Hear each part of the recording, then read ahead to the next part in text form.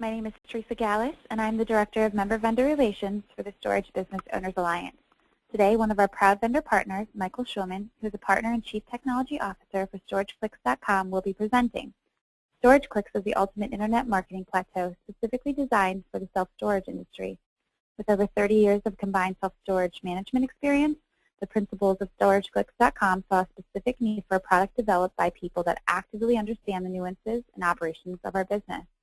The StorageClicks.com self-storage internet marketing solutions package is comprised of website design, search engine optimization, pay-per-clicks marketing, mobile sites, Google Analytics, local search marketing, Google Maps API, online media marketing, management software APIs, and call tracking phone numbers. This is built with the self-storage industry being the core and is designed to increase targeted traffic to your website. Their goal is the same as yours, to convert a lead into a rental.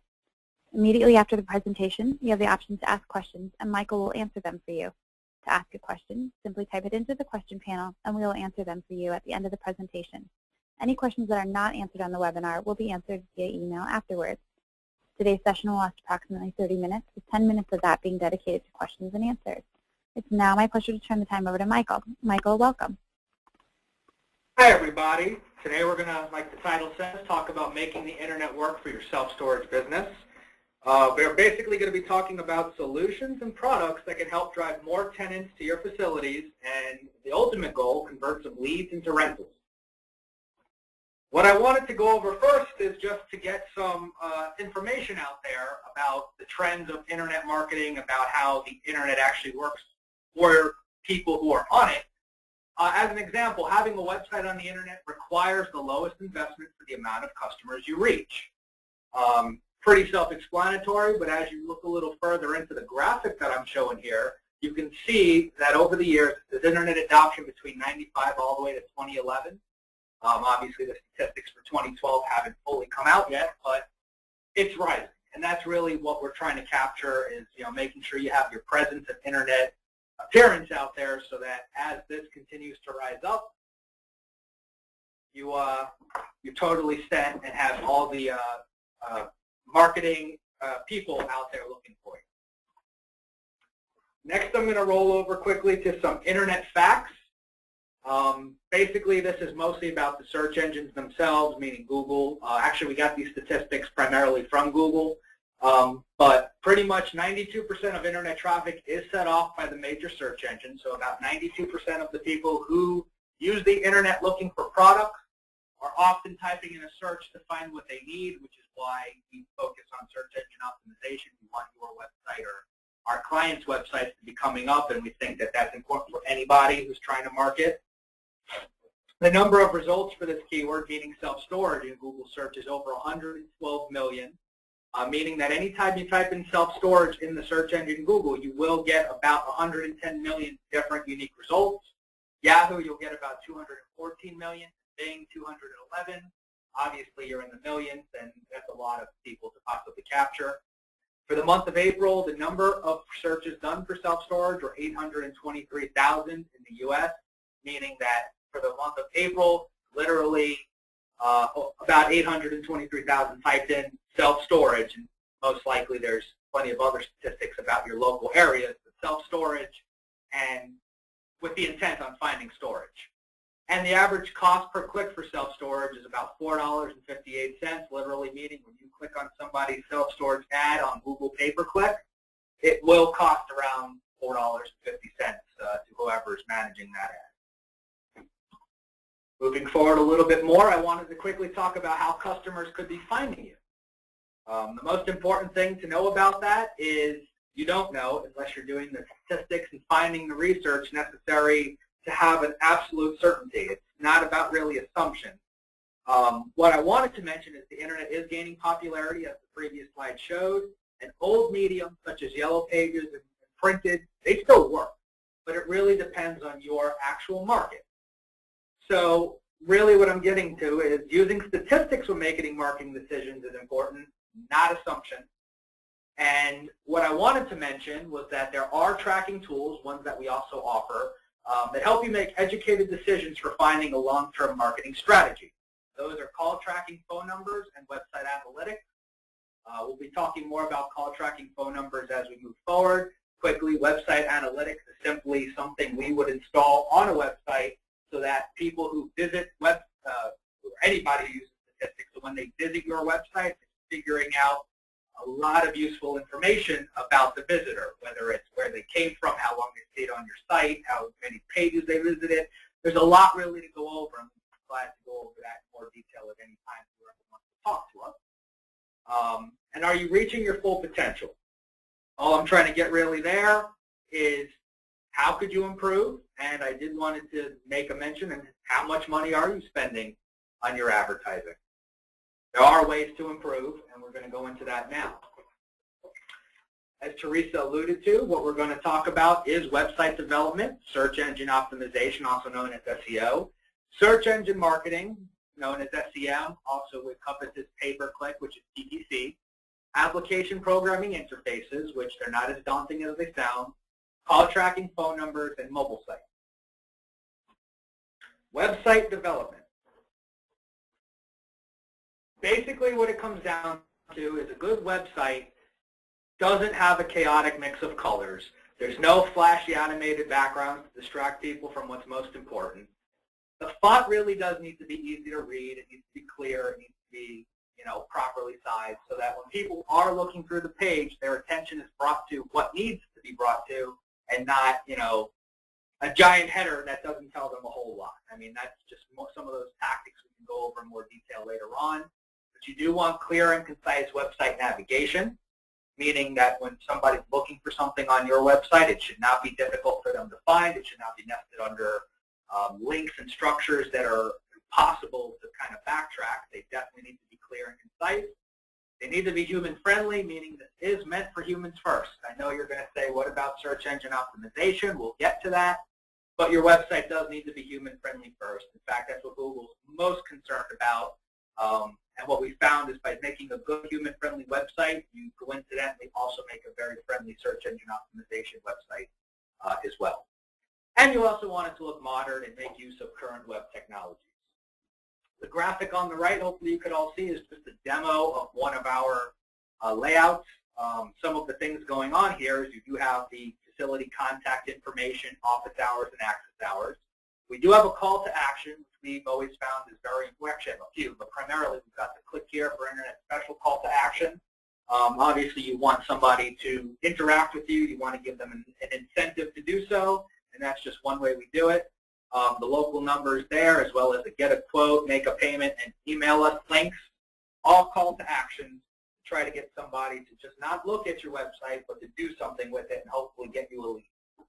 Take a tour, kind of just quickly, pictures are important, especially if they're high resolution and very clear looking. You want to give people an idea of where they're going to possibly move into. You don't want to, show them the bad side of your property. You obviously want to show them the good, and hopefully the whole thing is good. And on the map, you definitely want people to be able to find you. Obviously, you're a local business, so that's important. I also want to take a quick notice to the unit sizes here. This is actually something we call our API, and essentially we're going to go into that a little bit more detail as we move forward. But what you're seeing on this particular screenshot is these rates actually get pulled live. And then the features. You want to show what makes your property better than some others. I mean, it sounds like a lot of basic information for anyone who's been in self-storage for a while. You obviously want to promote yourselves, but, clear, friendly design and easy navigation on a web page is definitely important factors to getting that accomplished. Next, I want to shift over to search engine optimization. For anybody who doesn't know, search engine optimization, SEO, is a term used to describe methods to get your websites to rank higher on search engines, like Google, Bing, Yahoo. And what I'm talking about is the organic listing. So if you look to the right real quick, you can see we did a search for self-storage Orion, which we took a screenshot of. Up here in the yellow with the ads, those are considered the pay-per-click. Those are not organic. Those are paid listings, so that is not what you're going to achieve through SEO. But what you see in top position number 1 is one of our clients. That's a search result for this search. And it's actually a link to their Lake Orion landing page, which is an organic search. It's the number 1, page 1 listing, organic search result, which is a effort, or which is a return of doing proper SEO. There are various ways on the web page to provide search engine optimization. Sometimes it's meta tags, well, not so much, but partly meta tags, mostly your title tag, your content on the page, meaning what's literally written in the page, including keywords that are written there. It's basically a way for Google or any of the search engines to understand what you're delivering to people so that when they crawl your website and they take note of your keywords and what you're trying to deliver, there's a match. It's called relevance, and that's what we're trying to establish. We're trying to make words such as self-storage units, your local city like self-storage like Orion. We want those to be relevant to searches so that you get high rankings. External links, mentions, and proper paid submission is also known as off-page SEO, and that literally means somebody, say a PR website, puts a link to your landing page or anywhere on your website, that's an off-page vote towards your website that you deliver quality. That's one instance of external links and off-page SEO. Mentions, through blogs or any of that stuff. It's really anywhere that's not your own website that's mentioning your keywords, trying to direct people to your web page. That's what external SEO or off-page SEO is. Both are very important to the overall SEO campaign, but that's just kind of what I wanted to mention about SEO. And the other thing is nobody can guarantee #1 position placement. I want to repeat that. Nobody can guarantee #1 position placement. Google is a very closed source kind of deal. All of the search engines pretty much are. They've got their algorithms. They've got ways of ranking. People typically discover these ways, including ourselves, through research and testing and trying to see what works and what doesn't work.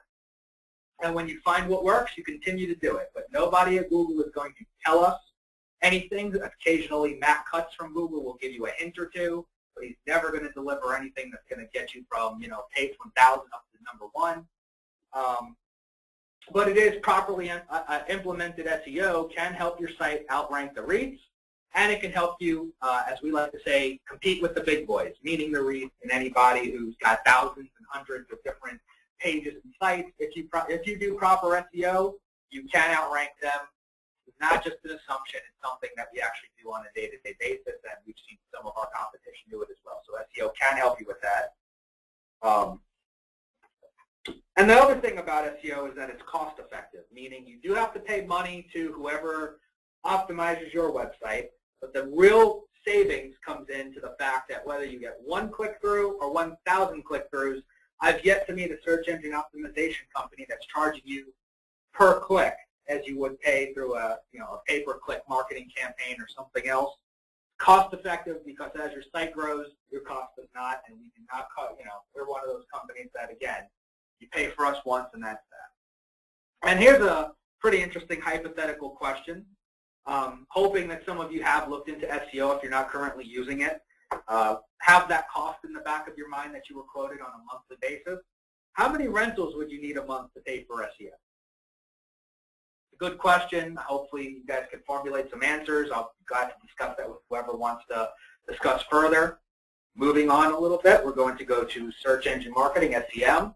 Defining it, it's a general term that includes all efforts to increase the visibility of a website. And basically what that means is if you're paying for any sort of mention or you're getting a free mention on an external site, that's considered search engine marketing. Sometimes that can be done on pay-per-click, sometimes that can be done on Facebook, LinkedIn.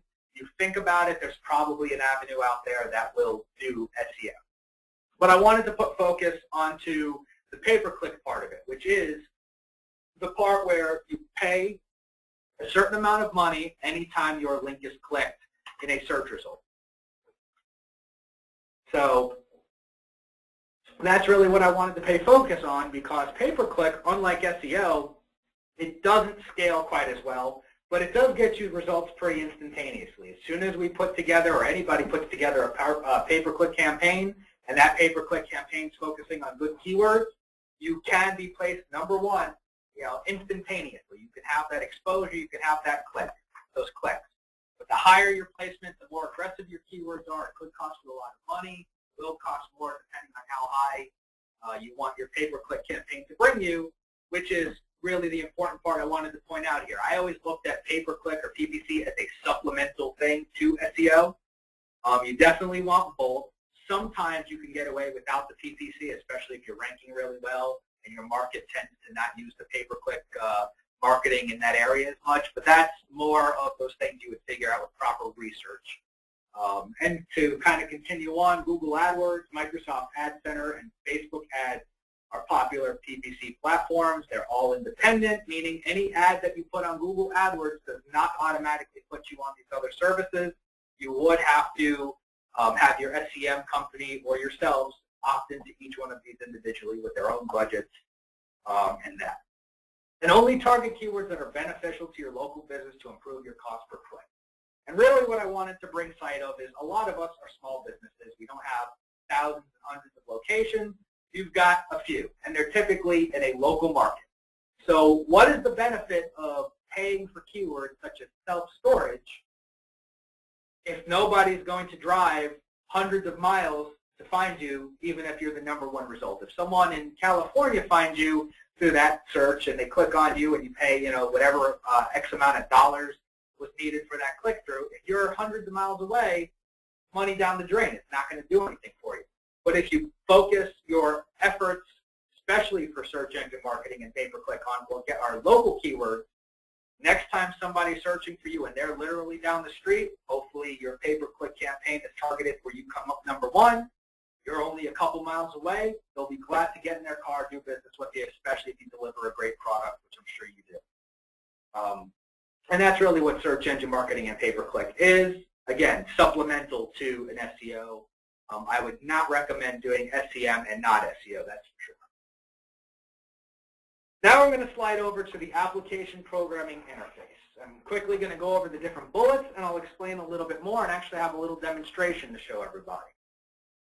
Application programming interface, technically speaking, enables a computer to share data or send commands to another computer using programming code. Just like you could click on a button and the computer will do something, through an API, the computer can click on the button itself, get the information itself, and do everything. It's almost what you guys would consider automation. It just kind of happens.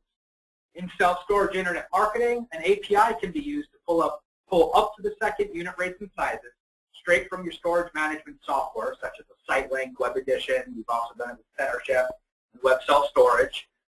It can be used to create branded and friendly online portals for making reservations online, payments, updating account information, setting auto-pay credit cards, and reviewing payment history from your website. That's really the whole kit and caboodle. And to that point, what I really wanted to quickly do is I'm going to slide over to a different screen, and I'm going to bring focus to my web browser. Give me 1 second there. And the first demonstration I wanted to show you was the actual live unit list, which is using an API to pull information out of SiteLink. If I refresh this page, the entire page is going to load. We're going to scroll down to where the actual unit size part of it is. And essentially what you're getting is a list sorted by price and size with a reserve link that will directly go through all of the different areas necessary for making a reservation. But more importantly, it pulls the rate, sizes, and all this information directly out of this user's SiteLink account. So anytime they do a rent increase or they want to enable an extra type of unit or they want to decrease or do a special, whatever the case might be, they don't have to do it in their software. Then contact us or go into a dashboard and do it here. It's a one-time thing. You update it in your software, it automatically be pulled into this area. So that's important. It definitely helps with administration. We've found that the fact of having actual prices and rates and live unit lists and stuff like that on your website definitely helps keep people's attention a lot longer. They're getting the information they're looking for. Whether we like it or not everybody's willing to go to a website, look at the thing that says call us for more details, and actually do it. More people these days do want instant gratification. They want their units, and they might want to call you to make the reservation, but chances are if they're on the internet, they probably want to just go through it and make their reservation right through the internet as well. So that's the part of it that's the live unit list. I also quickly wanted to show you what I mentioned that you could make branded dashboards for all that other stuff. That's what I wanted to talk about next. Here's an example. I actually logged in through the SiteLink demo account under an account called Nick Jagger. Basically, it's a branded dashboard, meaning I have it using the Infinite Self-Storage skin. So this actually looks exactly like, if you go back to the top here, this is their skin. Gives people the feel that they have never left the site, which they really haven't. They're definitely dealing with your own API. They've got your links, your information, your footer. Everything about this definitely identifies that they're on the right site dealing with the correct company. And through the API, we're able to do things like pull the customer information, the facility information, all of the units that they're renting, which would enable us to make payments. They can set up auto pays, look at their payment histories, update information, change their account passwords. Everything I mentioned before, this allows it to be done. Now, I'm not going to click anything because I've been logged in for a little while and I don't want it to kick me out. I just wanted to kind of give you guys a view of what this would look like. And this could be integrated. This particular one works with SiteLink Web Edition, and that's called our API, and we offer that, and a few other people do as well. So it's definitely a great feature to add on to any website. Shifting back to the presentation real quick.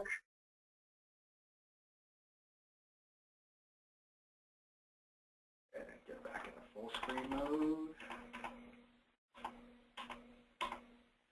Okay, and that really covers the API part of all this. Now I wanted to quickly talk about call tracking phone numbers. Call tracking phone numbers are a phone number that forwards calls to your business and gathers important statistics and information to help you make wise decisions.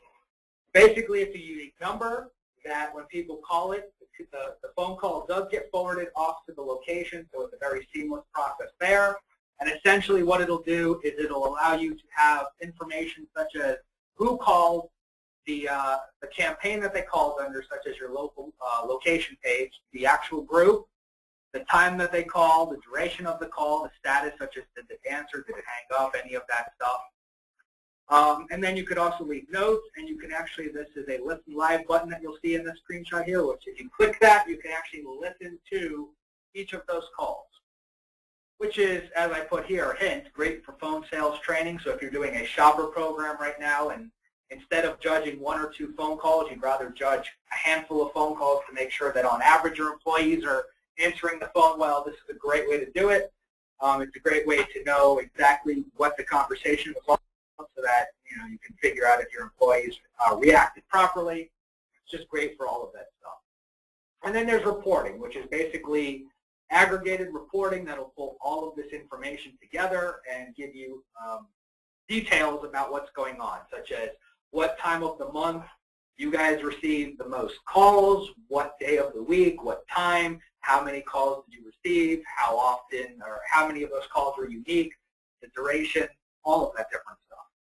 It's actually a great way, and the best part is it'll work on any medium because it's just a phone number. It could work on a website, it could work on any sort of, other websites, it could be printed on door hangers, etc. Moving forward once again, I wanted to talk about mobile site. There's a little picture of what a mobile site would look like if it were picked up or opened up on an iPhone. And really what it is it's a secondary version of your website that's designed to cater to people accessing websites from mobile devices, such as an iPhone, Android, Windows Phone, etc. We use something called smart device detection so that it can automatically figure out what device is accessing the website. And if it's a desktop, it will switch it into desktop mode. If it's a mobile phone or a mobile device such as an iPhone, it'll switch it into mobile optimized mode. And it's really designed, the whole idea of this mobile site design is so that it fits the screen better. That's one of the elements, so that people who are navigating don't need to pinch and zoom and scroll and do all those things that you've probably done on a device that's not mobile optimized. All your information's there. All you do is scroll up and down. It's all there. It's easily found. And then aside from that, the buttons are typically designed like, as you see, view our locations and pay online. Those are touchable buttons. They're nice and big. They're very easy to touch. So as you're navigating using your hands, not a mouse, not a keyboard, or not any of that stuff, it'll operate the way you'd expect. You touch, you move forward. And then the simpler design also makes it more friendly where if you're on a mobile 3G internet or if you're on a any slower internet, the site will render faster, it'll load faster, and we found that all of these things put together will reduce what's called the bounce rate, which is essentially whenever somebody visits your website, if they instantly page back for any reason, they get away from your site, that's called a bounce. They're not going to get any information that way. They're not going to do anything to try to work with you that way. So what you definitely want to do on anything, whether it's a mobile site or a desktop site or anything, you want to have the information fast and friendly so that the bounce rate is low and people spend time on your website, hopefully to get your information because of your nice navigation, etc. But that's what a mobile site is. And I actually would urge you, if you're more curious as to how a mobile site works, the screenshot you're looking to on the right is for the self-storage, the StorageProsOnline.com. If you open that in your web browser on your desktop, you'll get their desktop view. If you open it on a mobile phone, you should get their mobile view. And it's a very easy way for anybody to compare and contrast the differences between a mobile site and a non-mobile site. And then you can visit other pages that are not mobile on your phone and see how they compare. In an effort to sum everything up, I know we went over quite a bit. We talked over web development, which is to make a modern-looking and easy-to-navigate website for your business. Search engine optimization, tactics for improving ranking position on search engines, organic listings, so that hopefully you come up number one when somebody does a local search for you, and they're able to convert their lead into a rental. Search engine marketing, including pay-per-click. You pay for your placement. It's internet visibility. It's supplemental to the SEO I mentioned. APIs, which is programming code to deliver up to the second unit information, and branded portals that we saw on our screenshot, or actually in our desktop shots. Call tracking phone numbers, the telephone numbers for keeping track of any advertising campaign for statistical analysis and call recording, as I showed you in the screenshot, and a mobile site, which, like I said, caters to mobile devices for friendly, friendly navigation. And at that point, definitely, I encourage you to visit the StorageProsOnline.com to check it out. For additional information, you feel free to call 888-894-0422. That is our phone number. We'd be glad to answer your call. Please, just if you have questions or anything aside from this webinar, feel free to call it. Or if you're not sure and you definitely want us to take a look at your website to see how your search engine optimization and a lot of your different navigating, anything about your website, check out StorageClicks.com/analysis. Fill in the simple form, and we will gladly analyze it and get to you and give you all of the information you need on how we can help you out. Thank you for attending the webinar. I now am going to shift focus back over to Theresa, who is going to help us conclude. Thank you so much, Michael. That was a lot of information and very informative. I do have some questions for you. The first one I'm going to start with is, how can I get a higher search engine ranking for my website? You can get higher search engine ranking for your website by investing into search engine optimization, whether it's through us or any company that will analyze and figure out how your site's optimized for keywords and this and that. Any sort of SEO plan should help you get higher results. It does take a little bit of time, but that's how you can do it. Okay. Once you begin using SEO, how long until you see improvement in your search engine placement? We found that it's a little bit different whether or not you have an existing website or if you have a brand new website that you just purchased a domain.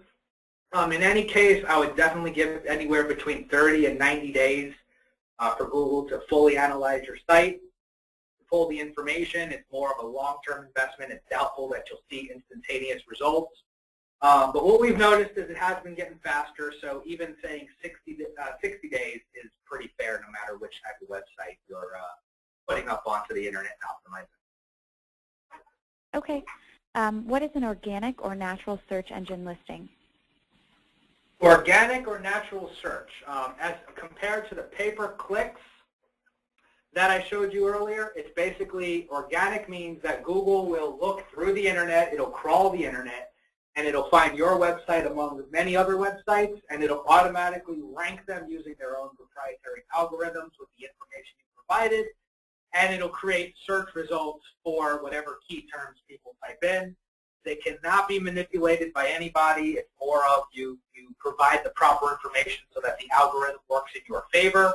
But no amount of money and no amount of anything can get you #1, which is why we say nobody can guarantee #1 rankings. If they're telling you that, there's baloney, because there's no way that they can directly manipulate Google to get you #1. But with a good campaign, the organic listings can work in your favor. Okay, I have another one that is, have you successfully integrated API with CenterShift? We've actually integrated with the CenterShift, what you call user list, or unit list rather, as we showed you for SiteLink. We've actually done that before, so that anybody who's on CenterShift can pull live rates and this and that. We've gone a step further and integrated the links so that they do work with the CenterShift back end. But as far as a branded dashboard, like we kind of showed you with the SiteLink integration, that is something that we've been open to do. It's something that's kind of in the works, but to be quite honest with you, demand hasn't been high enough for us to pursue it quite yet. But if anybody's curious about going the step further with CenterShift, we'll gladly look in and go down that road. Okay, great. How precisely can you measure PPC effectiveness? Can you track PPC to move in?